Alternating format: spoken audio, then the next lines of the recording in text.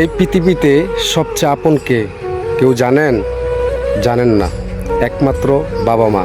কারণ তারা আমাদের জন্য অনেক পরিশ্রম করছে, এই বিদায় আমরা আসছি। তারা বৃদ্ধ হয়ে গেলে কিন্তু তাদেরকে আমরা দেখতে হবে, তাদের ভরণ পোষক আমরা দিতে হবে, না হলে কিন্তু আল্লাহর কাছে আমরা ঠাঁই পাবো না।